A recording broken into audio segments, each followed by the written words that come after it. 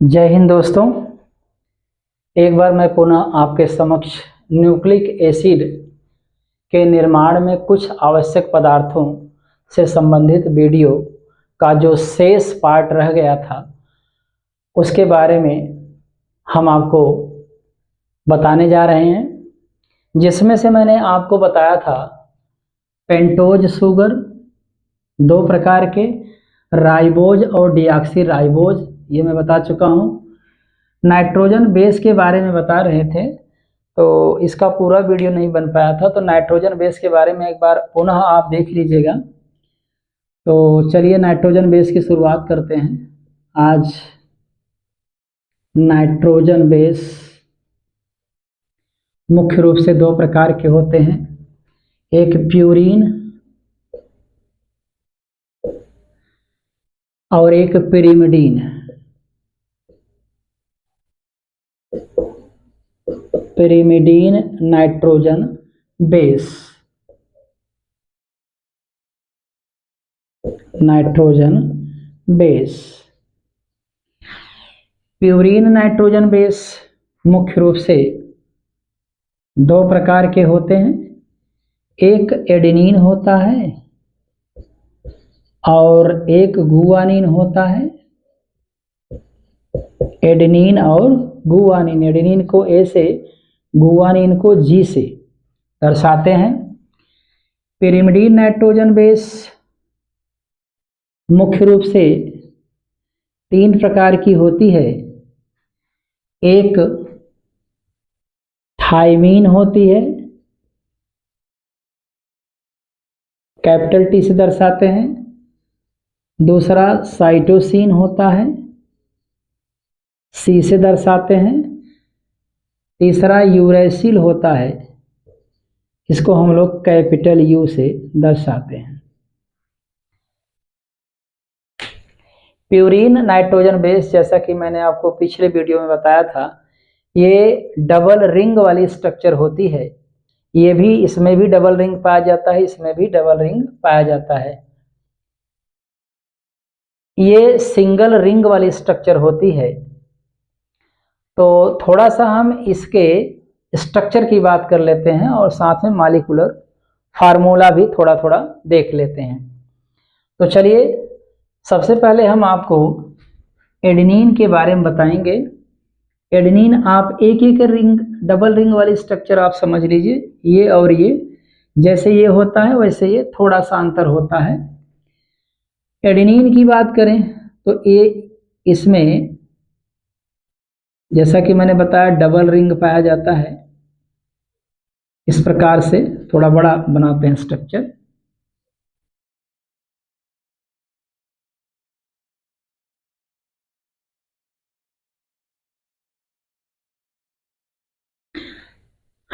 इस प्रकार से ये हेक्सागोनल रिंग है और ये पेंटागोनल रिंग है।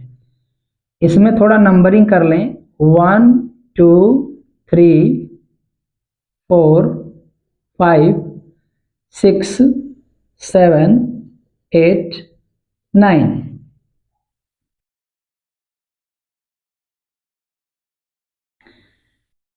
पहले नंबर पर नाइट्रोजन का परमाणु लगा होता है। तीसरे नंबर पर नाइट्रोजन का परमाणु इस हेक्सागोनल रिंग में लगा होता है। पेंटागोनल रिंग में नाइट्रोजन का परमाणु 7वें पर और 9वें स्थान पर लगा होता है। एक नाइट्रोजन के 3 कोवैलेंट बॉन्ड यानी सहसंयोजी बॉन्ड होते हैं, सहसंयोजी बंध होते हैं, और एक कार्बन के 4 कोवैलेंट बॉन्ड यानी 4 सहसंयोजी बंध होते हैं। इन बॉन्ड को भी देखते रहना है और बॉन्ड सेटिस्फाइड करना है। आपको बता दें 6वें नंबर पर आपका NH2 ग्रुप जुड़ा होता है। इसके बाद यहाँ ये पाई बॉन्ड होता है और एक पाई बॉन्ड यहाँ होता है। इस प्रकार से नाइट्रोजन के 3 बॉन्ड पूरे हो जाते हैं और यहाँ पर, अच्छा, कार्नर पर कार्बन लगा होता है, ये थोड़ा मैंने आपको नहीं बताया तो चलिए बता देते हैं। जहाँ जहाँ बाकी है वहाँ पर कार्बन लगा रहेगा। तो कार्बन के 4 बॉन्ड पूरे हुए और यहाँ पर डबल बॉन्ड होता है, एक आपका पाई बॉन्ड और एक सिग्मा बॉन्ड, जैसा कि आप पहले जानते हैं, पहले से ही जानते हैं।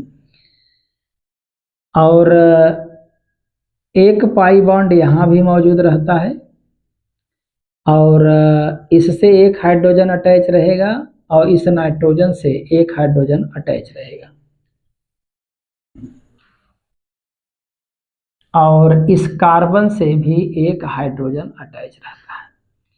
ये एडेनिन का स्ट्रक्चर हो गया। किसका स्ट्रक्चर? एडेनिन का। तो एडेनिन हो या गुवानिन हो, इसमें डबल रिंग एक दूसरे से अटैच होते हैं। जो पहला रिंग होता है ये हेक्सागोनल होता है और दूसरा रिंग जो होता है ये पेंटागोनल रिंग होता है। हेक्सागोनल रिंग में पहले और तीसरे नंबर पर नाइट्रोजन जुड़ी होती है, नाइट्रोजन का परमाणु जुड़ा होता है, और पेंटागोनल रिंग में नाइट्रोजन 7वें और 9वें स्थान पर जुड़ा रहता है। और बाकी शेष जो स्थान बचे हैं वहां पर कार्बन लगाएंगे और कार्बन के 4 बॉन्ड पूरे करेंगे हाइड्रोजन जोड़ जोड़ के। नाइट्रोजन का भी जब जहां पर एक बॉन्ड कम हो रहा है वहां पर हाइड्रोजन अटैच कर दीजिए। इस प्रकार से एडेनिन का स्ट्रक्चर हो जाता है। इसके बाद ये जो है सिंगल रिंग वाली स्ट्रक्चर होती है। अब सिंगल रिंग वाली स्ट्रक्चर में जैसे हम बात करें थाइमीन के स्ट्रक्चर की बात करें, इसका जो स्ट्रक्चर होता है तो ये हेक्सागोनल रिंग होती है। ये हेक्सागोनल रिंग होती है।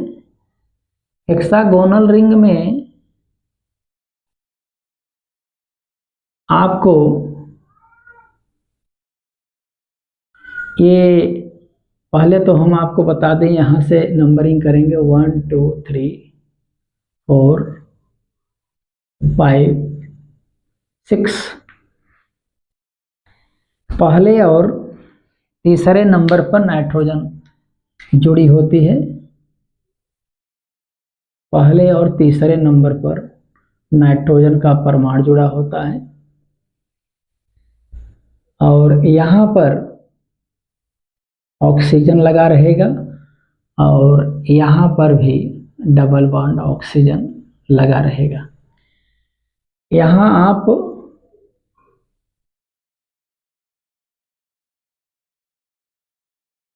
इसके बाद शेष स्थानों पर आप कार्बन लगाएंगे। शेष स्थानों पर आपको कार्बन लगाना है, कार्बन। इसके बाद आपको बॉन्ड सेटिस्फाइड करना है। यहाँ पर डबल बॉन्ड होगा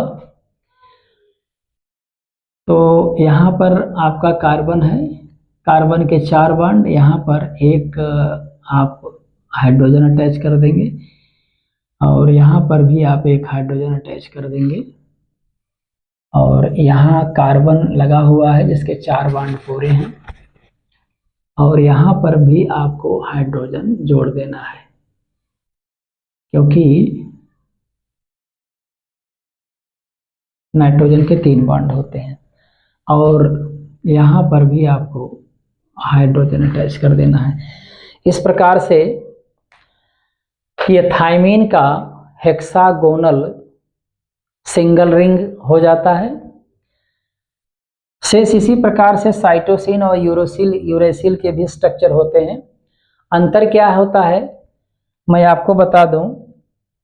साइटोसिन ये तो थाइमीन का स्ट्रक्चर हो गया, इसका स्ट्रक्चर हो गया, थाइमीन का स्ट्रक्चर हो गया।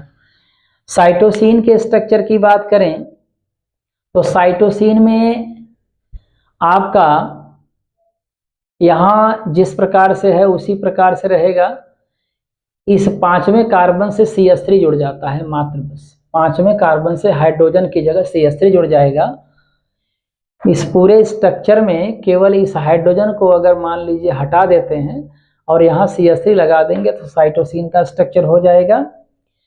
और यहाँ पर आप NH2 लगा देते हैं, सिंगल बॉन्ड NH2 लगा देंगे, केवल सिंगल बॉन्ड NH2 लगा देंगे, आपका यूरेसिल का स्ट्रक्चर हो जाएगा।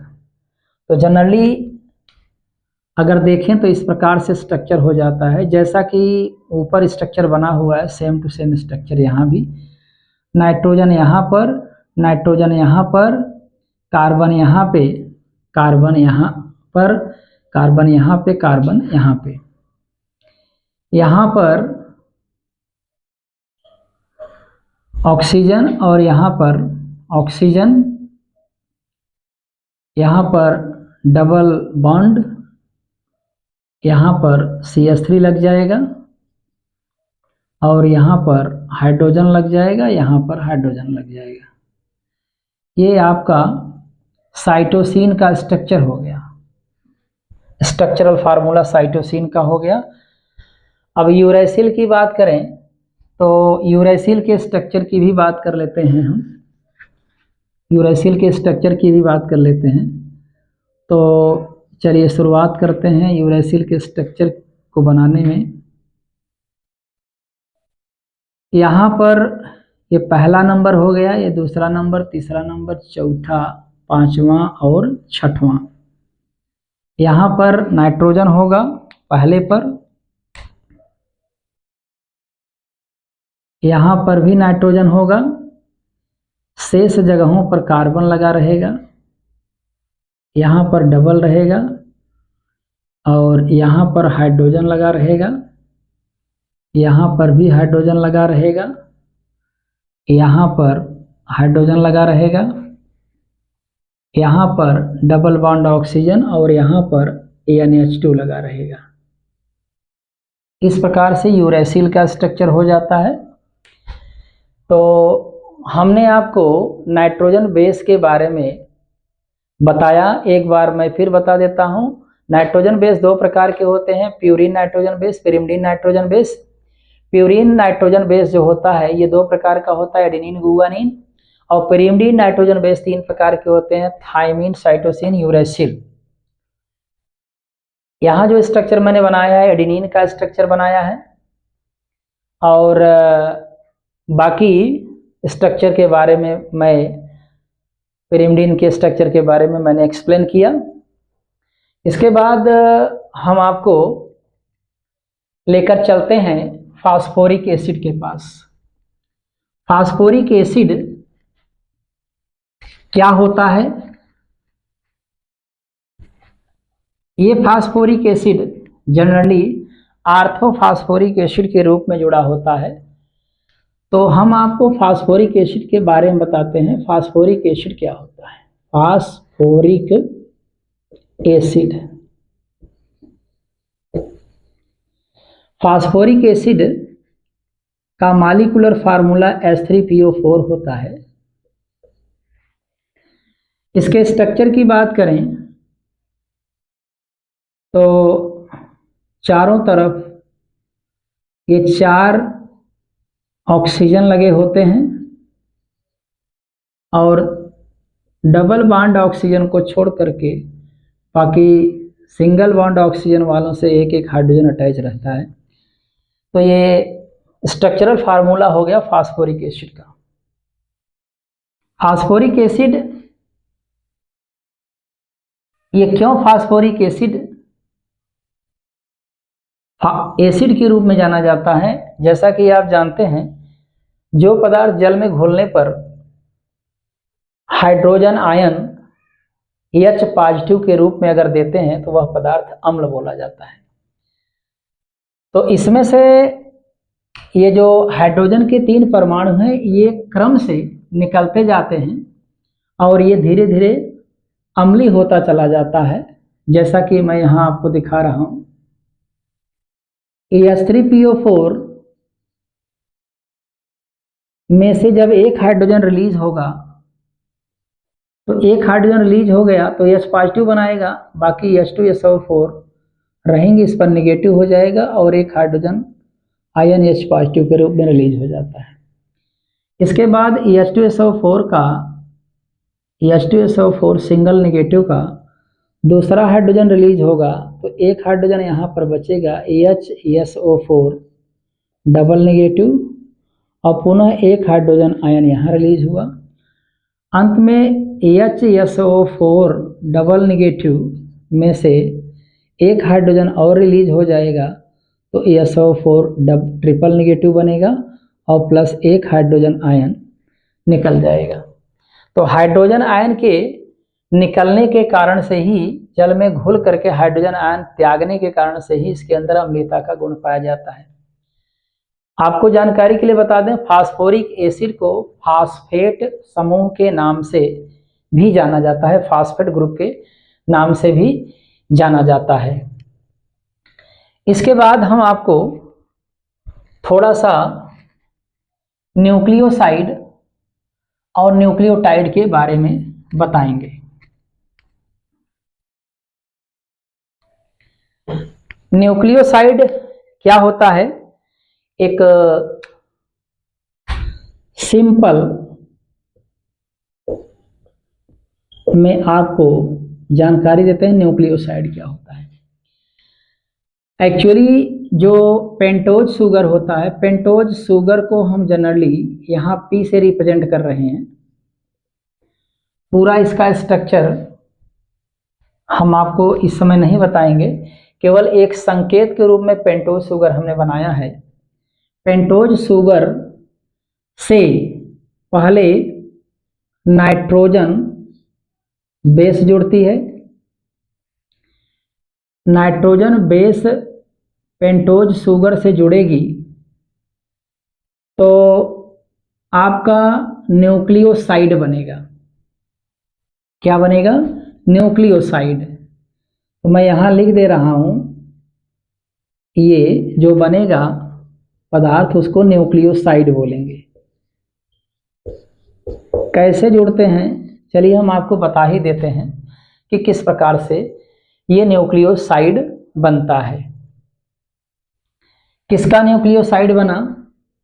ये पेंटोज शुगर पर डिपेंड करता है।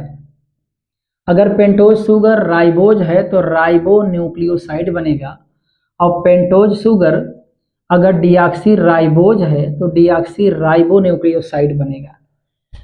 तो पहले मैं आपको इसके बारे में बता देता हूं, तब आपको समझ में ज़्यादा आएगा। तो हमें लग रहा है ये चीज़ समझ में आया होगा। एक बार पुनः आपको बताते हैं। चलिए पेंटोज शुगर का स्ट्रक्चर बना ही देते हैं। जैसे एग्जाम्पल में हम डीएनए के बारे में बता रहे हैं। डीएनए के बारे में, डीएनए का सब कुछ बनेगा। डीएनए का न्यूक्लियोसाइड और डीएनए का न्यूक्लियोटाइड बनाने जा रहे हैं। तो सबसे पहले आप करेंगे क्या? आपको डिऑक्सी राइबोज शुगर बनाना है। डिऑक्सी राइबोज शुगर बनाना है। यहाँ आपको पता होना चाहिए कि इस जगह पे कार्बन है और यहाँ ऑक्सीजन, यहाँ कार्बन, यहाँ कार्बन, यहाँ कार्बन, और सिंगल बॉन्ड करके यहाँ पर CH2OH लगा हुआ है।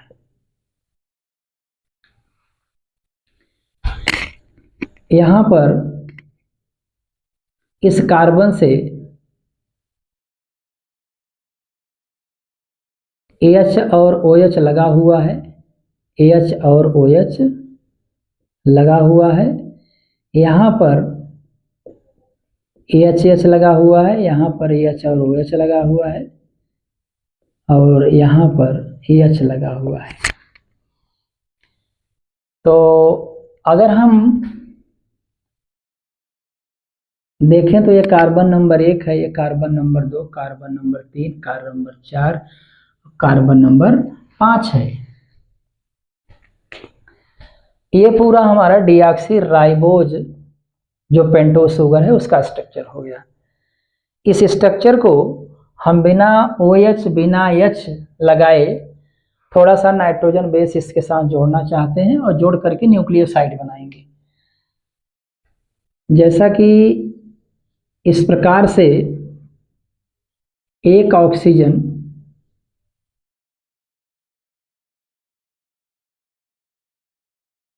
जुड़ी होती है।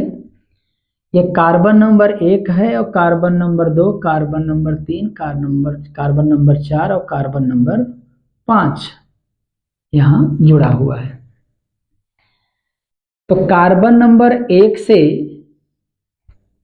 कार्बन नंबर 1 से नाइट्रोजन बेस जुड़ा होता है। नाइट्रोजन बेस, कोई भी नाइट्रोजन बेस जुड़ सकता है, एडेनिन, गुआनिन, थाइमिन, साइटोसिन जुड़ सकता है। और आपको जानकारी के लिए बता दें कि ये जो बांड बनेगा ये ग्लाइकोसिडिक बांड के नाम से जाना जाता है। मतलब पेंटोज शुगर जो डीऑक्सी राइबोज शुगर है, ये कौन सा पेंटोज शुगर है? डीऑक्सी राइबोज शुगर है।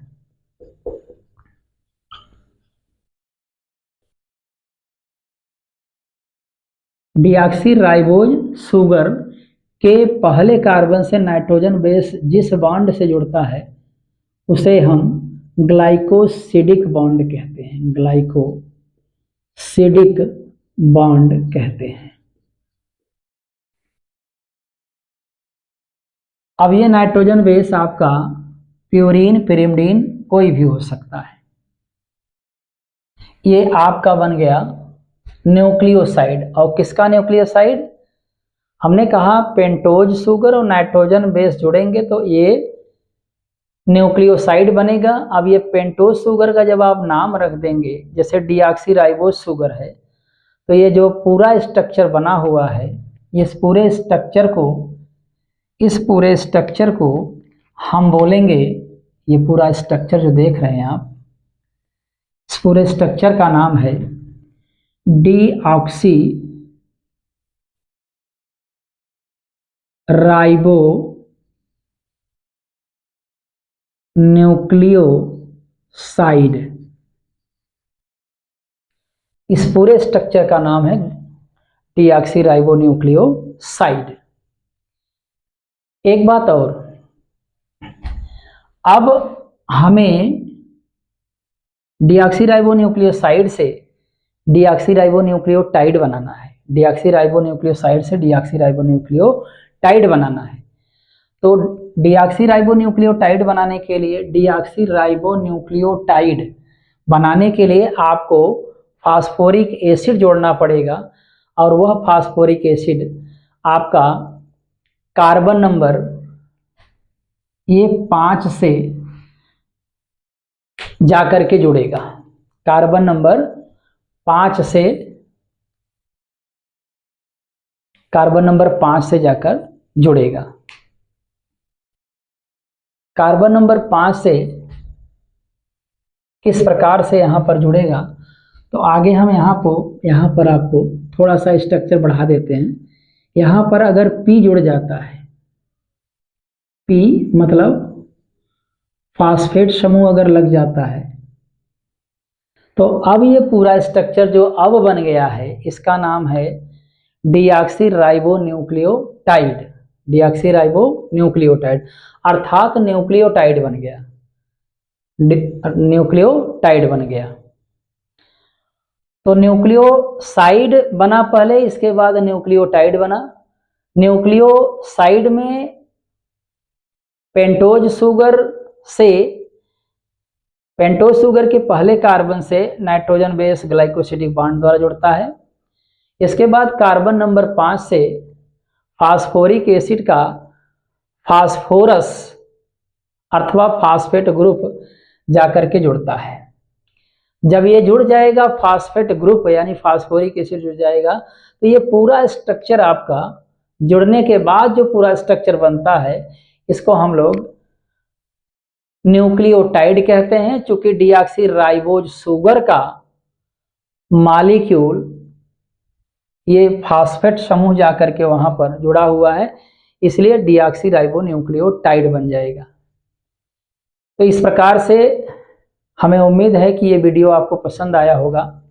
अगले वीडियो में इसी प्रकार से रोचक चीज़ों के बारे में जानकारी देंगे। तब तक के लिए थैंक्स।